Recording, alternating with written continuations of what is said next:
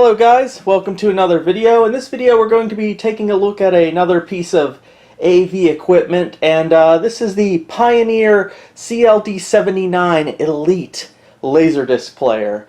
Now I recently acquired this player for free and I was really excited about it because I've always wanted a working Elite player, but a little bit later in this video you'll see why it was free. But yeah, the Elite players were sort of Pioneer's flagship Laserdisc players. Now, this is the CLD-79. This is kind of considered a mid-range player, even though it is an Elite. I believe it's based off the 700 series.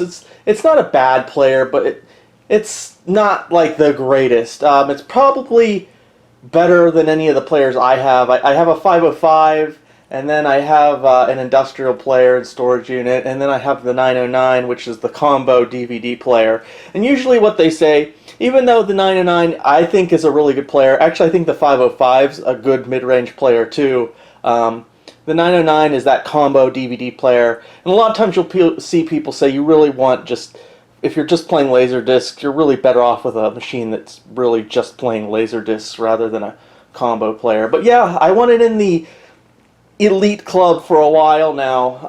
I do have another Elite unit in my storage unit on the other side of the country. That machine has never worked, but yeah, I was really excited for this one, even though it's not considered like a great player. But so let's take a look at it really quick before I show you it in action.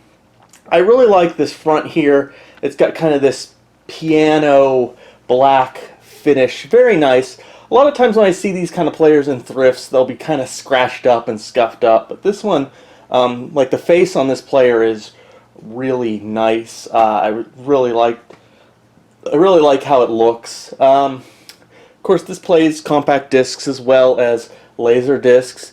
We have a power button here. This looks like a button, but it's not. I'm not quite sure what that's for, but it looks like something will light up in there. Over here we have, this is direct CD. If you hit this button and then open, the smaller panel will come out for compact discs. Side A and B. I thought this was interesting. Here's the LCD panel, display panel. Usually you'll find these kind of in the middle somewhere, but this one's kind of just off to the side on the right here. We have open, close, play, pause, stop. Not a lot of buttons and clutter on the front here. It's kind of a mixed feeling about that, because on one hand I don't have the remote for this thing, so on one hand I like when a machine has a lot of options available if you don't have the remote, but on the other hand it does kind of give it a nice kind of cleaner look maybe, where the front's not covered in all kind of buttons. So what else do we have? We have the does that say FL off? Well, this button here just turns off the display panel here, so maybe it's nighttime and you don't want the little bit of light that emanates from this on, you can turn it off. And this is film mode. I'm not sure what that does, but I do know it also turns off the display here. So I'm going to flip it around. Let's take a look at the back. So here's the back of this machine, and really you have pretty much everything you could want on the back here for a Laserdisc player. All on the side here. I also should mention this is a both sides player, so it will automatically flip to side B. A lot of people like single side players where they have to manually flip it, less things to break down. Honestly, I really like the player that does it automatically, because when I'm watching a Laserdisc and I'm laying in bed and maybe it's cold and I'm under the covers, the last thing I want to do is get up in the middle of the movie and manually flip the discs. So I actually prefer both side players. But anyways, back to the back here. Back to the back. We really have all the connections you would want. We have two S-video outs, two composite outs. Now depending on the comb filter of your TV, usually I always just go with composite because I have a 3D comb filter in my television, which is probably going to do a better job than the S-video connection. So we have composite S-video. Of course, we have your stereo outs. We have the AC3 RF, very critical if you really want to enjoy the sound benefits of a Laserdisc. So this is your Dolby digital, 5.1 surround sound through this AC3. And then we also have digital outputs. We have the coaxial and we have optical. And that's great if you want to enjoy digital soundtracks as well as DTS if you have a DTS decoder box. Control in and out, I'm not sure what that is exactly, but for the majority of users, that's not going to matter anyways. I assume that has something to do with some kind of external control mechanism. So let me plug this thing in and let me show you what the issue is. And also just take a look at that panel. Just take a little look at this machine in action.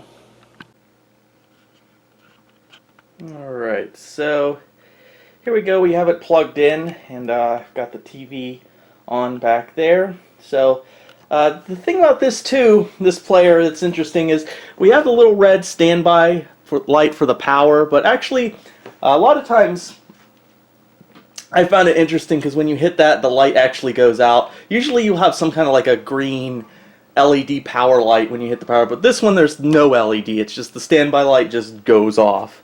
And there we have, I don't know if you can see it real well, there we have the LCD on right there. It's pretty basic. And we can turn it off with that button I showed you earlier, the FL off. It just turns it off. And then back on when you hit it again. And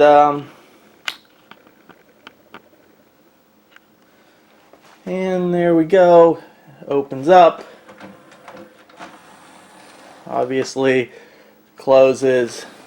And then if you just want to put in an audio CD, you hit that button up here, the direct CD button, and then you hit that, and then you have the smaller tray so you can put in your CD compact disc.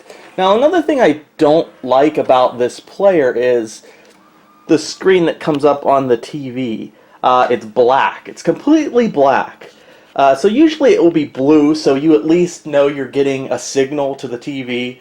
But this one you don't actually know unless you're doing something on the unit itself, because you just can't tell.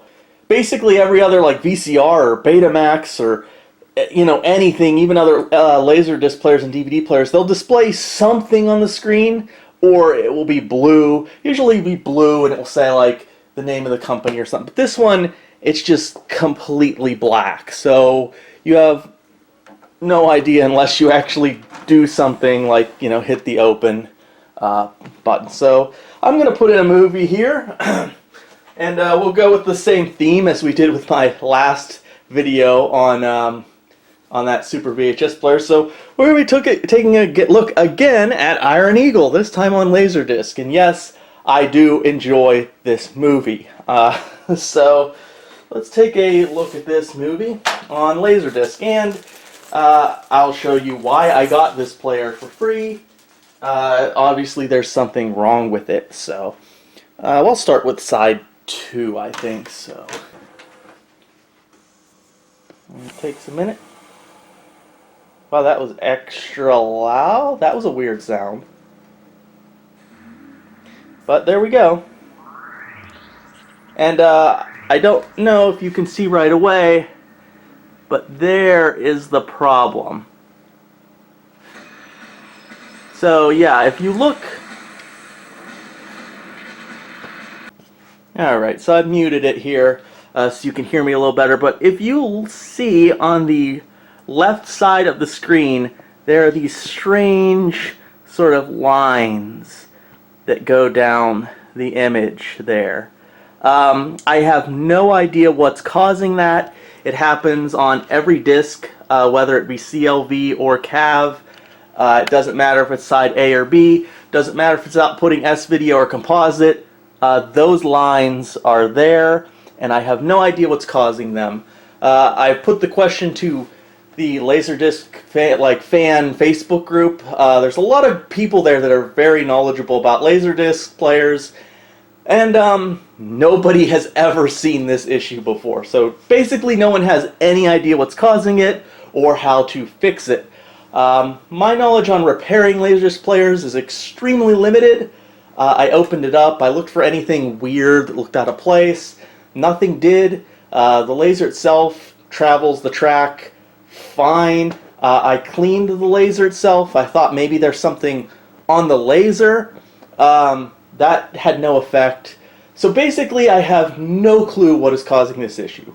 If any of you have an idea, please let me know in the comments, because I would really love to get this player back to full working condition, because that's basically the only issue with it. Now, obviously, it doesn't make the movie unwatchable, but I'd rather just watch a movie on one of my other players that maybe has the same or slightly lesser video quality without the lines on the left side. So, yeah, that's the issue with this player. So, basically, that is my, well, not necessarily a review, but just overview of the CLD-79. In my opinion, it's a pretty decent player. There's obviously much better Laserdisc players out there, and there's much better Elite players out there, but not bad for what it is. I just really wish I could get this one up and running, fix whatever issue that is, and if that happens, I'll probably end up replacing my 909 over there. You can see it in the setup. I actually have two players on my TV. I have another one down there. That's the 505. That's kind of my workhorse Laserdisc player. I'll probably do a review on that player, or an overview. I consider these more overviews than reviews, actually, but I'll probably do one on that player fairly soon. So, yeah, short little video on this player. If you guys can help me, please let me know in the comments. If you see one of these and think about picking it up, yeah, I mean, the price... These go for a lot on eBay. They go for like $200 or $300 on eBay. At least, I don't know if those are the completed listings, but that's what people are trying to get out of them. And when I originally saw this player in a thrift store, they wanted $150 for it. So, yeah.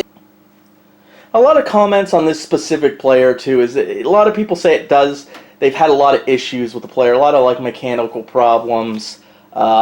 So you might, if you do pick one of these up, maybe you want to use a little bit of caution in your purchase. It sounds a little loud. I wouldn't say louder than any other Laserdisc players I've used, but yeah, I think it's about average as far as that goes. But yeah, if you see one of these, just know, even though it's got the Elite label, it's not necessarily one of the best Elite players out there, but it's still, the one really big positive is it does have all the connections you would ever want on the back. So you pick one of these up for a good price, you're pretty much set as far as that goes, as long as the player itself works. I would also recommend getting the remote for it, because I believe there's some features that you can only access on the remote. I do not have the remote, unfortunately, so I also had a suspicion at one point maybe there's some feature that I could disable or mess around with on the remote that would fix that problem, but from what I've been told over at Laserdisc Forever group, it's not probably going to help anything. Not sure what that issue is. It's most likely some issue with the laser. So I'll stop babbling now. So that's just my overview of this player. I hope you enjoyed it. I hope you found it helpful. I hope maybe you guys can help me. So thanks again for watching, and I'll see you in the next video.